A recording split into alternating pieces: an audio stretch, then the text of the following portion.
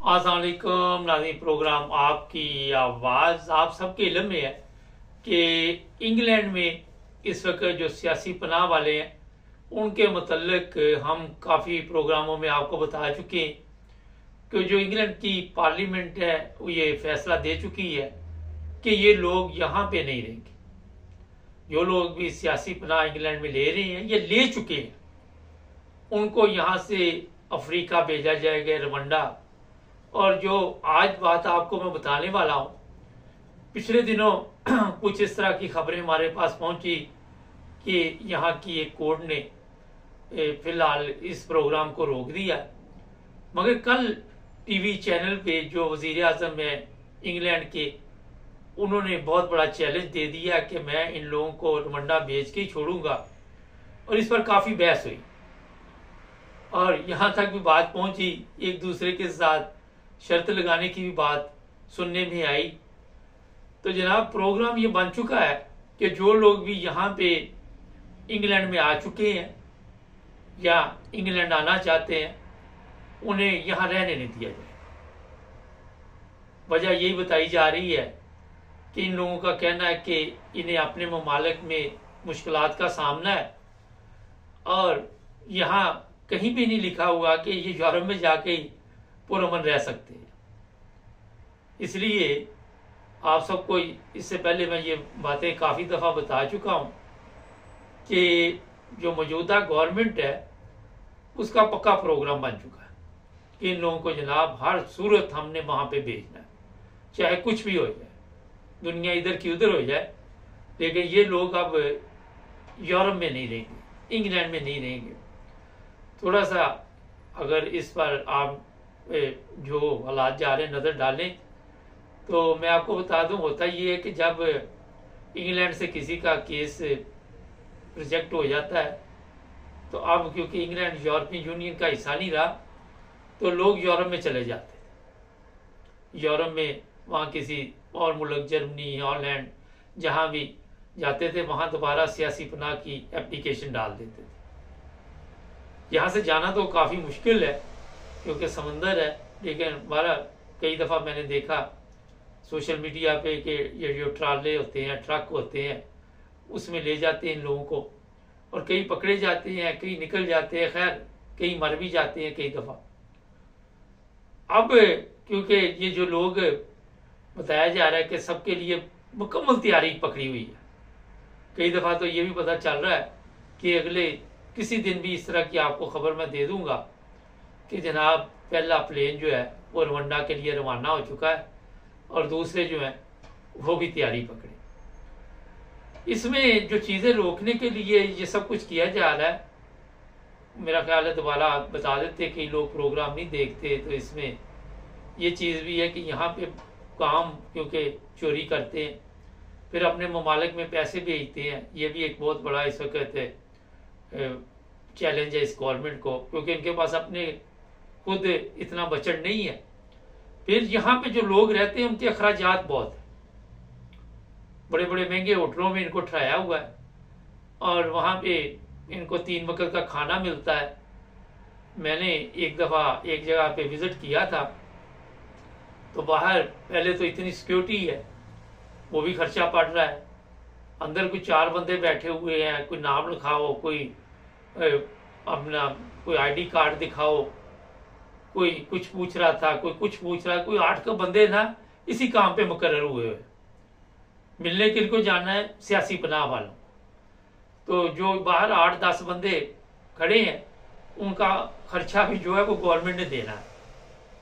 उसके बाद मेरा ख्याल है कि जब वहाँ पे मैंने थोड़ा सा देखा, हालात का जायजा लिया, 3 वक्त का खाना मिलता है और आपको खुला जो दिल चाहे वहाँ से ले जाओ, खाओ पियो, मौज करो। थोड़े से पैसे भी मिलते हैं, इतने तो नहीं है, बहुत कम है। उसके बाद जनाब इनको हफ्ते में जो लोग ये होटलों में ठहरे हुए हैं 2 या 3 दफ़ा वहाँ पे जनाब सफाई वाले आते हैं क्लीन करने, और फिर इनको अगर कपड़े धुलवाने हैं तो खुद नहीं धोने। ये एक बहुत बड़ा होटल है हिथरो के पास, हॉलीडे, उसकी मैं बात कर रहा हूँ। वहाँ पर कपड़े जो है वो इनको धुले धुलाए मिलते हैं, आपने जमा करवाने, फिर वो आपको धो के वापस करेंगे। बेड वगैरह जो है वो बदले जाते हैं और सफाई की जाती है। अब ये इतना लंबा चौड़ा खर्चा है, एक बंदे पे आता है कि ये लोग बर्दाश्त नहीं कर सकते। अगर आप जो लोग भी वहाँ पे रहते हैं वो देखें तो जनाब मौजें लगी हुई हैं, पिकनिक चल रही है वहाँ पे। हालांकि यहाँ पे ये भी कह सकते हैं जनाब अपने कमरे आप खुद साफ करें, उन्हीं लोगों में से किसी को मुकर्रर कर सकते हैं कि आप खाना तकसीम कर दें, और इसी तरह किसी न किसी की इन लोगों की ड्यूटी लगा के इनसे काम लिया जा सकता है। जितनी देर तक ये सियासी बना ले यहाँ पे है, उससे अखराजात कम हो जाएंगे और इनको रवंडा नहीं भेजना पड़ेगा। तो जब आप एक्स्ट्रा लोगों को पैसे दे के इनके ऊपर मुकर्रर करेंगे, और मुझे वैसे वहाँ समझ नहीं आई, कभी आप गए हो तो आप भी हैरान हो जाएंगे कि इतनी सिक्योरिटी की समझ नहीं आई मुझे। चले जी, आपको अगर मसाइल हैं किसी दूसरे के तो उसको कोई जनाब बाहर आके मिल ले, अंदर जाने की इजाज़त ही ना दें। और जो लोग वहाँ पे रह रहे हैं उनके लिए कोई कार्ड बना दें, वो कार्ड डालें और दरवाज़ा खुल जाए। तो खुद भी इन्होंने अखराजात बहुत ज़्यादा बढ़ाए हुए हैं जानबूझकर भी। और जो खाना कंपनियों से ये लेते हैं उसकी पेमेंट भी, क्योंकि ये खुद भी मिले होते हैं, शायद वहाँ से इनको कोई फ़ायदा होता होगा। हालांकि वो खाने वगैरह का अगर किचन हो तो हर एक को आप नगद पैसे दे दें जितने में खर्चा होता है, तो खुद ही लोग बना के खा लें, तो ये कंपनियों के इतने लंबे चौड़े बिल आपको ना देने। तो जनाब अगर इन चीज़ों पे अमल करें तो मेरा ख्याल है फिर किसी दूसरे मुल्क भेजने की ज़रूरत नहीं है आपको। वहाँ भी तो आपने अखराजात देने हैं ना, वहाँ भी तो खर्चा देना है ना। उसके अलावा मेडिकल का इनके लिए जी मेडिकल का बड़ा खर्चा पड़ रहा है। अब ये तो बात दुरुस्त है, लेकिन जो आया हुआ है ज़ाहिर अगर बीमार हो गया तो इलाज तो होगा। अगर वहाँ पे भी बीमार हुआ तो इलाज तो वहाँ भी करवाना पड़ेगा, सस्ता हो जाएगा। कॉमर्स में एक बंदे ने पिछले दिनों लिखा था कि बड़ा ज़बरदस्त मुल्क है रवंडा और कोई इतना बड़ा मसला नहीं। तो जनाब शायद आप वहाँ पे सेट हों, आपके कारोबार हो, बिजनेस हो, मगर सियासी पनाह वाले जो है, जो सीधी बात है, जिनको सियासी मसले या मजहबी है वो तो है ही है, माली मसले भी तो है ना हमारे ममालिक के। ये जर्मनी वाले क्यों नहीं कहीं जाकर सियासी पनाह लेते, इंग्लैंड क्यों नहीं लेता, ये यूरोप के लोग क्यों नहीं लेते, अमेरिकन क्यों नहीं लेते। असल में प्रॉब्लम हमारे और हैं, और ये सब कुछ इनको पता चल चुका है, हर चीज का इल्म हो चुका है। तो अब जनाब वज़ीर आज़म साहब ने ये चैलेंज किया है कि इन लोगों को रवंडा बेच के छोड़ा जाएगा, चाहे कुछ भी हो जाए। देखते हैं कब तक ये खबर जो है वो दुरुस्त साबित होती है और कब पहला जो काफिला है यहाँ से रुखसत किया जाएगा।